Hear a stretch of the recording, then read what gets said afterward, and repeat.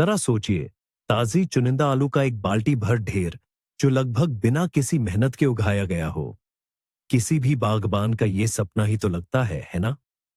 Internet पर इस बात की ढेरों सलाहें भरी पड़ी हैं कि एक साधारण बोरी में आलू की बम्पर फसल कैसे उगाएं।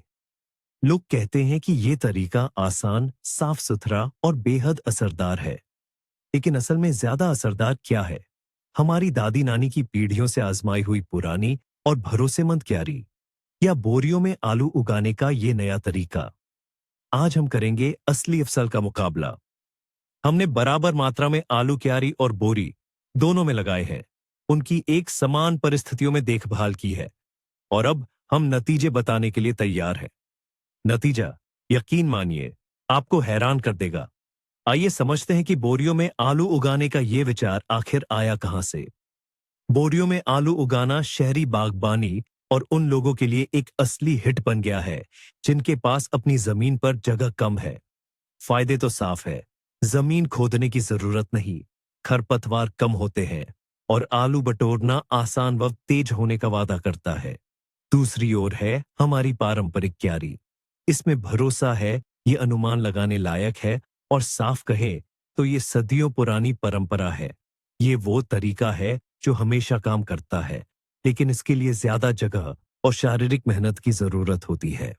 तो रिंग के एक कोने में हमारे पास है नवाचार और सुविधा, और दूसरे में है परंपराएं और समय की कसौटी पर खरी उतरी असरदारता। कौन जीतेगा? तो शुरू करते हैं हमारी यह जंग। पहला दौर, लगाने की तैयारी। यहां हम देखेंगे कि शुरुआत में कितनी मेहनत और कितना समय लगता है। यकीन मानिए, फर्क जमीन आसमान का है। शुरुआत करते हैं हमारे नए खिलाड़ी बोरी में आलू लगाने के तरीके से। इसके लिए हमें क्या क्या चाहिए? सबसे पहले एक बोरी। हमने खास मोटे कपड़े वाली बोरी ली थी, लेकिन चीनी या आटे की कोई भी बोरी चल जाएगी। बस इतना ध्यान रहे कि उसमें से हवा और अतिरिक्त पानी बाहर निकल सके। दूसरे नंबर पर आती है मिट्टी, और शायद यही सबसे बड़ा फायदा है। हमने बस सब्जियों के लिए बनी तैयार, पोषण से भरपूर मिट्टी के कुछ पैकेट खरीद लिए। न कोई गंदगी, न कोई भारी भरकम काम। तैयारी में ज्यादा से ज्यादा 10 मिनट लगे। हमने बोरी के तल में थोड़ा जल निकासी, ड्रेनेज के लिए कुछ डाला ताकि जड़ें सड़े नहीं, और फिर बोरी को लगभग 1/3 मिट्टी से भर दिया। बस हमारी क्यारी लगाने के लिए तैयार है।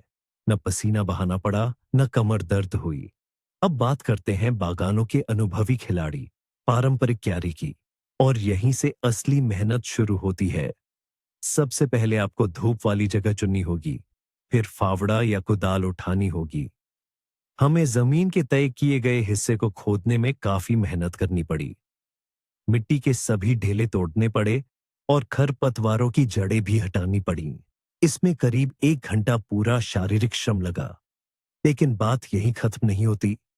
हमारे खेत की मिट्टी उतनी अच्छी नहीं है, इसलिए हमने क्यारी में एक बाल्टी खाद, कंपोस्ट और थोड़ी राख मिलाई। इन सबको मिट्टी के साथ अच्छी तरह से मिलाना था। कुल मिलाकर क्यारी तैयार करने में हमारा आधा दिन और ढेर सारी ताकत लग गई। पहले दौर का नतीजा देखते हैं। तैयारी की सादगी और तेजी के मामले में बोरी वाला तरीका बहुत बड़े अंतर से जीतता है।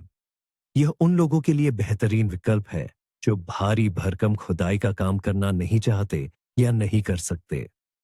लेकिन क्या इसका मतलब यह है कि आखिर में वही जीतेगा? नतीजे पर पहुंचने की जल्दी न करें। आगे और भी मजेदार बातें हैं।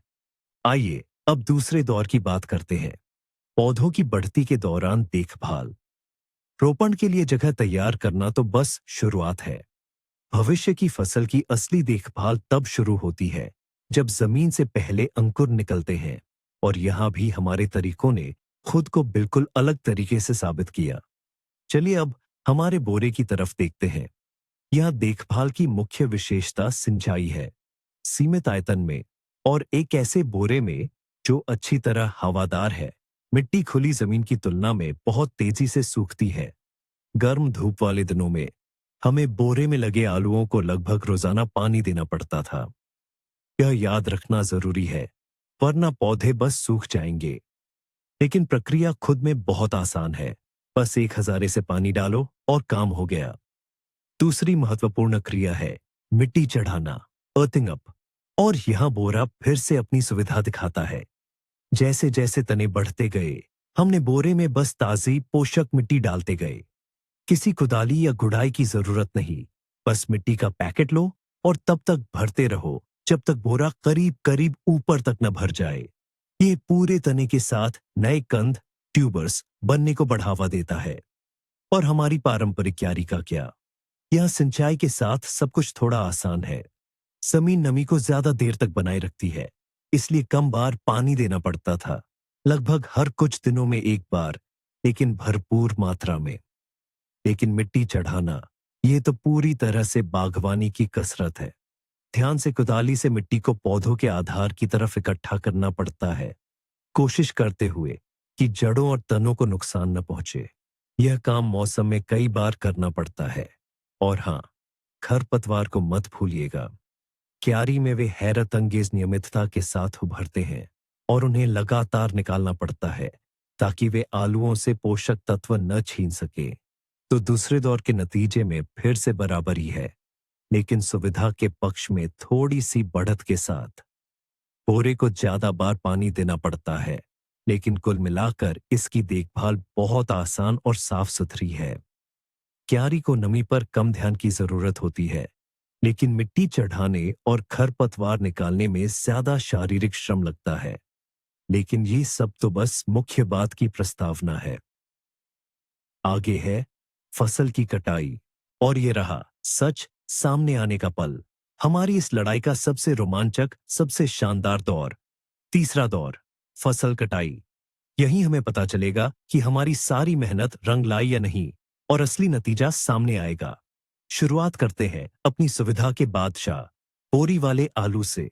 यह कटाई का तरीका बागवानी के काम से ज्यादा किसी जादू के खेल जैसा लगता है। न फावड़े की जरूरत, न कांटे की, न गंदे कपड़ों की। हमने बस अपनी बोरी उठाई, उसे पहले से बिछी प्लास्टिक की चादर तक लाए और धीरे से पलट दिया। बस, सारा सामान बस उलट दिया। हमारे सामने प्लास्टिक पर ढेर था डीली मिट्टी का, और एकदम साफ, एक जैसे गोल मटोल, जैसे चुने हुए आलू के कंधों का। न कोई कटाव, न किसी औजार से कोई खरोंच। पूरा काम सिर्फ 2 मिनट में हो गया, और इसमें बहुत मजा आया। ये अविश्वसनीय रूप से आसान और देखने में स्पष्ट था। अब आते हैं अपनी पारंपरिक क्यारी पर। यह सब कुछ कह सकते हैं कि ज्यादा पारंपरिक और मेहनत भरा था। कांटे लेकर हमने एक एक करके पौधों को सावधानी से खोदना शुरू किया। ये एक असली खजाने की खोज थी, जिसमें कौशल और शारीरिक शक्ति की जरूरत थी। कांटे को गहराई तक गाड़ना पड़ता था। ध्यान रखना था कि आलू को चोट न लगे। मिट्टी के भारी ढेर पलटने पड़ते थे, और फिर हाथों से आलू छुनने पड़ते थे। और हमने कितनी भी कोशिश की हो, नुकसान से बचा नहीं जा सका। कुछ बेहतरीन बड़े आलू कांटे के नुकीले दांतों का शिकार हो ही गए। सारी फसल यकीनन मिट्टी में सनी हुई थी, और उसे धोने में अभी बहुत समय लगने वाला था। तो इस दौर में आसानी, गति और आलू की सुरक्षा के मामले में बोरी वाले आलू ने निर्विवाद और निर्णायक जीत हासिल की है। लेकिन असली सवाल अभी भी हवा में है। वजन के हिसाब से आलू कहां ज्यादा निकले? हमारी यह लड़ाई अपने महा अंतिम पड़ाव की ओर बढ़ रही है। तो लीजिए, नतीजा आ गया। हमने अपने दोनों प्रयोगात्मक भूखंडों से आलू की फसल इकट्ठा की और उनका वजन किया। सभी आलू अच्छी तरह से साफ किए गए और गिने गए, और कुल वजन के हिसाब से थोड़ी सी बढ़त के साथ क्यारी, गार्डन बेड जीत गई। जी हाँ, पारंपरिक तरीके से हमें किलो में थोड़े ज्यादा आलू मिले। आप सोचेंगे कि बस लड़ाई खत्म, लेकिन यहीं से कहानी में असली मोड़ आता है। ये पूरी कहानी नहीं है। असली बात तो बारीकियों में छिपी थी।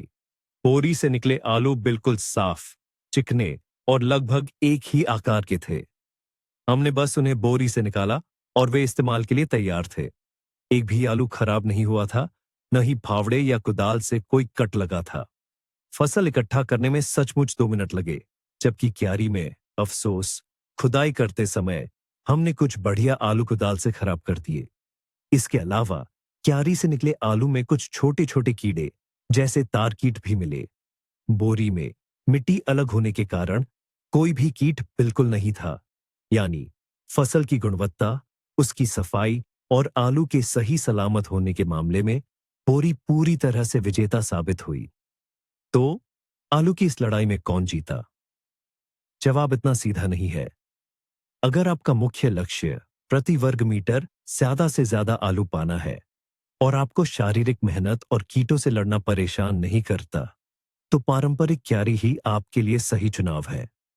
लेकिन अगर आप अपना समय और अपनी ऊर्जा को महत्व देते हैं और बिना किसी झंझट के बिल्कुल साफ और स्वस्थ फसल चाहते हैं, तो बोरी में आलू उगाना आपके लिए निश्चित विजेता है।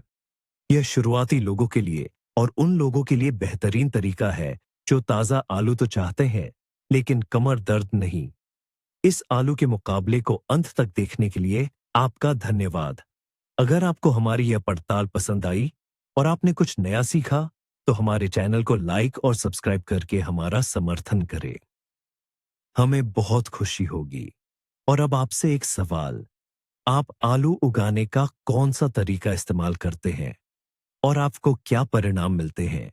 अपने अनुभव कमेंट्स में साझा करें। आइए इस पर चर्चा करें।